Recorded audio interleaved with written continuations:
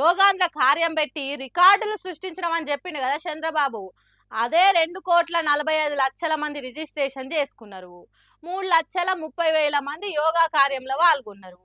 మేము ప్రపంచ రికార్డులను బద్దలు కొట్టినామని చెప్పిండు కదా.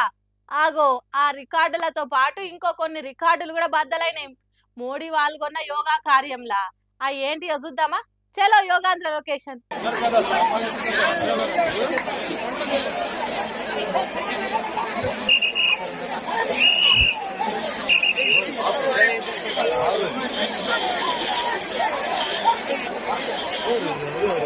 ఆహా, ఏం రికార్డులు ఏం రికార్డులు!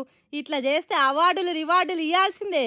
యోగా మ్యాట్లు, తిండి ప్యాకెట్లు, నీళ్ళ బాటిళ్ళు, ఇంకేదన్నా చేతికి దొరికితే దాన్ని అందుకొని అవతల పడుతున్నారు. ఒక్కటి రెండు కాదు, సంచులకు సంచులే మోసుకపోతున్నారు. దీన్ని బట్టి తెలుస్తలేదా ఎంత గొప్పగున్నాయో ఏర్పాట్లు? దీన్ని బట్టి తెలుస్తలేదా రికార్డులకే చెమటలు పుట్టించిన చంద్రబాబు పాలన ఎట్లున్నదో? ఇంతకంటే పెద్ద రికార్డులు ఏం కావాలి చెప్పుండ్రి. 40 ఏండ్ల అనుభవం, 30 ఏండ్ల ముందు చూపున్న విజనరీ చంద్రబాబు విజయవంతంగా జరిపిన యోగాంధ్ర యోగ్యత ఇది. మొన్న మహానాడు కార్యంలో కూడా గిట్లనే అయింది. పెంట మీద కాకులు కొట్లాట తిరగని చేసిండ్రు. అంత ముందు చూపున్న లీడర్ ఏలుతున్న రాష్ట్రంలో దేశ ప్రధానమంత్రి పాల్గొన్న కార్యంలో ఇంత ఘోరం జరిగేటట్టు చేస్తారా? ఓ లైన్గా నిలబెట్టాలన్న సోయి లేదు, అడ్డదిడ్డంగా ఉన్నోళ్ళని ఆపే పోలీసులు లేరు, ఓ పద్ధతి లేదు, పాడు లేదు. ఎంత ఘోరమో చూడుండ్రి. ఇంతకంటే మహా గొప్ప రికార్డు ఇంకేముంటుంది చెప్పుండ్రి. ప్రపంచ దేశాలకు వీడియోలు తీసి పంపితే మన పతార ఖండాతరాలు దాటిపోతుంది కదా. ఇంత ఘోరంగా చేసుకుంటా 40 ఇయర్స్ ఇండస్ట్రీ అని చెప్పుకునే దానికి నోరెట్లు వస్తున్నది కావచ్చు. అయినా ఇట్లా ఎందుకు చేసిండ్రు జనాలు? ఎందుకంటే లేమితనం.